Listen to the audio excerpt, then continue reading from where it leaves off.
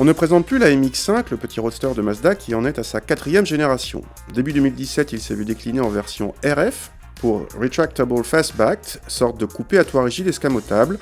Ce toit s'ouvre en un peu moins de 15 secondes, entièrement électriquement et jusqu'à 10 km/h, mais ce qu'on peut plus ou moins appeler le Mont-Tombé reste en place, on est entre le cabriolet et la découvrable. La MX-5 RF reprend les motorisations du Roadster normal de 131 ou 160 chevaux et y ajoute une version boîte auto uniquement proposée avec le 2 litres en finition de gamme Sélection. L'intérieur ne change pas par rapport au Roadster, sauf pour le bouton qui commande le toit électrique. Pour le reste, on retrouve une position de conduite au ras du sol, un volant vertical malheureusement non réglable en profondeur, des sièges en cuir et sur cette version automatique des palettes au volant en série.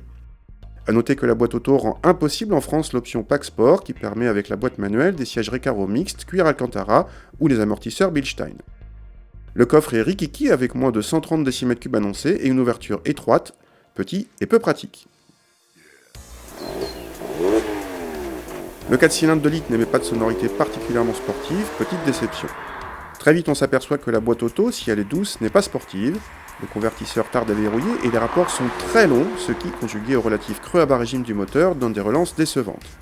Il faut enfoncer l'accélérateur à fond ou passer en mode manuel pour retrouver un peu de sportivité. Au passage, Mazda annonce une seconde pleine de plus au 0 à 100 entre la boîte auto et la boîte manuelle. Pas sportive, on vous dit. Dommage car on retrouve une voiture légère et agile, mais dépourvue de Pack Sport, notre modèle d'essai s'est montré certes agréable, mais trop souple en conduite rapide. Dans cette version avec boîte auto, le plaisir est donc plutôt un plaisir de balade. Mais sur petite route car la partie aéro entraîne beaucoup de bruit, même toit fermé. Côté tarif, la RF vaut 2500 € de plus que la MX-5 normale, et notre modèle à boîte auto rajoute encore 1800 €, ce qui le fait dépasser les 35 000 €. Disons-le sans embâche, si la RF change peu de choses au volant par rapport au Roadster, cette boîte auto, elle dénature trop la MX-5 et son plaisir de conduite.